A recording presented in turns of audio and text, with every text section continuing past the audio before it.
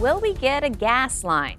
It's a question Alaskans have been asking for generations. And today, the major developer says they could do it with a bill that just passed out of a House committee. Joining us now, our political reporter, Will Courtney. Will, talk about the process and what has just happened. Yeah, Rebecca, well, for months, lawmakers have been really guessing at just how much in property tax exemptions should be provided to the major developer of this project. That's Glenfarne. And today, the president of the project tells us that this bill, they have something they can work with. It's meaning they can create a gas line with it. We're still working to get a better idea of just what this bill actually looks like now that it's through its last House committee and if House lawmakers have concerns with it.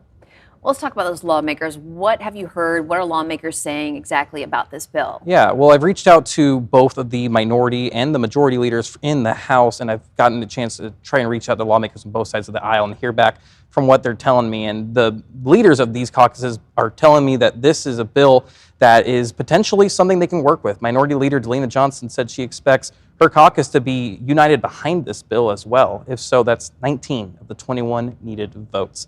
It's the bipartisan majority that I'll be watching closely, though. During the last few days of the regular session, House Majority Leader Chuck Kopp tried to put those tax exemptions into an entirely unrelated bill, and that effort largely split his own caucus. The House is set to convene on Friday, where they'll begin the business of working through further amendments, but Glenfarne has set the stakes for the gas line's future. If they touch this bill too much, there's no gas line. And all at the same time, do lawmakers have concerns about how much or how little the gas line will pay the state? It's a question we'll be watching the days ahead. The special session is set to end next Friday. And what makes this any different from any of the other times we have heard that this is the time, this is now we're having a gas line? Well, what lawmakers are saying is that now it's in a private interest's hands. It's in something that's not AGDC, which is the state vested interest inside of this project. So we're really trying to get a better idea into, is that going to make a change? Is that going to be something, and is this property tax exemption bill something that is actually able to create a gas line? All right, well, we will see what happens. Thank you so much for that report. Thanks, Rebecca. And don't miss Will's Political Pipeline every week on our streaming platform. He breaks down what's happening from the Capitol and tells you how it affects your life. The body of a missing man from Kotzebue who fell through the ice while he was hunting has been found. Johnson Kuhn spoke with Nelson's wife about finally getting him home. That's right, Rebecca. Charlotte Nelson says she got the news in Anchorage that her husband's body had been found on Sunday. And while it was heartbreaking, she says it also brought the family closure after months of searching. It's a relief, a sigh of relief. Like, we can finally quit wondering where he is. We can finally put him to rest. Bergman Pete Nelson Sr. went through the ice near Lockhart Point during a caribou hunting trip with two other men. One survived, another died, and Nelson was never recovered until this week. Alaska State Troopers say the men went through the ice November 1st, 2025, while riding a snow machine and two four-wheelers. Troopers say one man made it to shore, and another, 46-year-old Elmer Brown Sr., was rescued from the water but died that night at a local clinic. Bergman Nelson remained missing as search crews and volunteers kept looking, even through a long, harsh winter. Charlotte Nelson says her husband grew up living a traditional life on the land and took pride in teaching their kids how to hunt and survive. She says the community also stepped up, with volunteer searchers from Kotzebue and other Northwest Arctic communities raising money and taking time off work to help. And that's exactly what they did for me and my family. I didn't even have to ask for it. I want everybody to know that we love and appreciate everybody's prayers, love, and support. And Charlotte Nelson says her husband was found by one of his nephews, Vern Nelson. She says funeral arrangements are still coming together and the family will announce details soon. Rebecca? Johnson Kuhn, thank you. A man remains in the hospital as Fairbanks police continue to investigate Tuesday night's shooting at the corner of 15th Avenue and Stacia Street, with suspects still at large. Alex Bangle takes us through what we know so far. On Tuesday evening, Fairbanks police responded to reports of shots fired at the corner of 15th Avenue and Stacia Street. The 41-year-old victim, who had been shot once in his abdomen, received surgery that night, and police say he is in critical but stable condition. Police have released this security footage of the suspect, who appeared to be wearing dark clothing and a hat when the incident occurred. Chief Ron Dupe asks anyone with information about the incident to contact Fairbanks Police. If you know something, give our investigations unit a call. If you live in that area and you have a Ring camera or you have some kind of home security system and it picked up something around that time, give our detectives a call and help help us locate this gentleman. The suspect is currently considered armed and dangerous. If you think someone may be involved with the incident, Dupe asks that you contact the police and not approach the suspect yourself. Alex Bengal, Alaska's news source. And of course, this is an ongoing story, and we will continue to follow this tonight on the Late Edition and on our website. A JBS soldier is in federal court accused in a sex abuse images case is signaling plans that he change his plea as part of his deal. Court records show that 34-year-old Seth Herrera filed notice that he wants a change of plea hearing the week of June 22nd. He was indicted in 2024 on transportation receipts and possession counts and remains in custody after a judge called him a danger. Prosecutors say he used encrypted apps and AI chat box to create images depicting minors. The 11th Airborne Division Public Affairs Office did not respond to our request for a comment. Herrera's attorney and the U.S. Attorney's Office also declined to talk.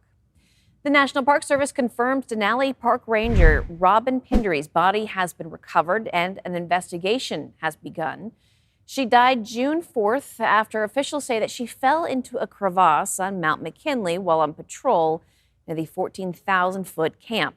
The park spokesperson says it's standard practice to investigate a death on the job, and more details will come after that review. You can feel it on the sidewalk and see it in the crash numbers. Tonight, Tudor Road gets its turn on the hot seat as DOT takes public comment on speeds and safety. We previewed that debate last night. Joe Allgood is live with us with tonight's debate. Joe.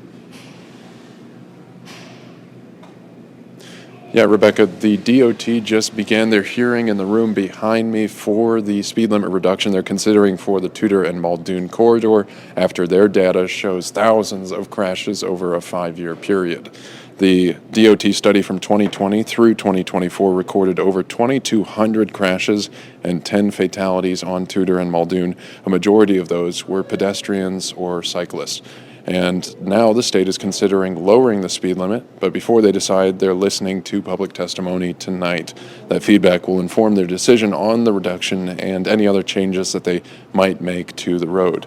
The hearing will continue up until 8 p.m. Both public testimony and written testimony is accepted. Joe Allgood, Alaska's news source. Sunshine and warmer temperatures for many areas of Alaska on this Wednesday. Meteorologist Jackie Purcell joins us now with the forecast. Yes, good going, Mother Nature.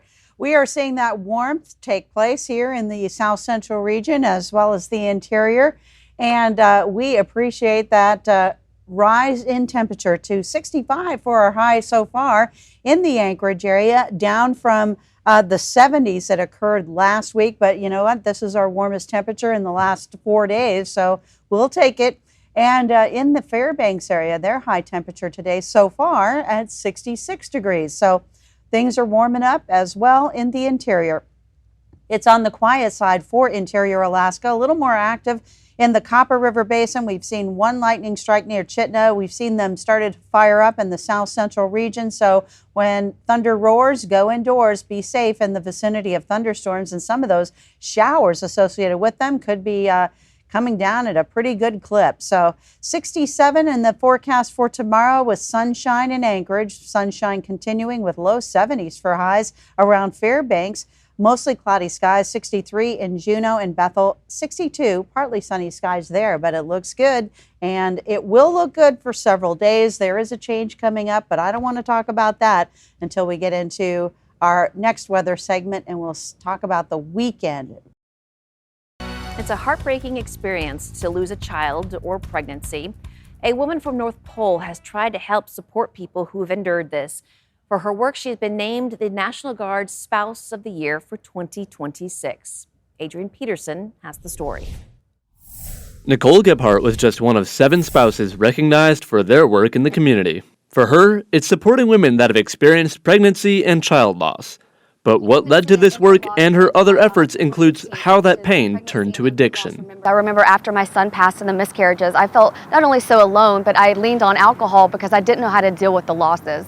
Her son died at just 9 weeks old, but she made a promise to him as she experienced the pain of loss. And I felt so alone, and I remember promising him in that moment if I ever got clean and sober as I was struggling with addiction at that time as well, I would make it my life purpose to be that voice for all military spouses and others who've experienced pregnancy and infant loss. Keeping to that promise with over 6 years of sobriety, Gebhardt created communities of support for women who share her experience. Every time we PCS, I start a pregnancy and infant loss support group. And each time they leave, those communities grow. Gebhardt says much of that work is just being there to listen and help those grieving. It is a very hard life to live if you've experienced pregnancy and infant loss, and I think the more we talk about it, the more people will feel loved and accepted and no longer alone. And since moving to Alaska, the work has continued as she grows the communities of support. Adrian Peterson, Alaska's news source. Thanks for listening. Click subscribe so you can get the latest podcast from Alaska's news source automatically. And stay up to date with breaking news and in-depth reporting available for free 24/7 with the Alaska's news source app.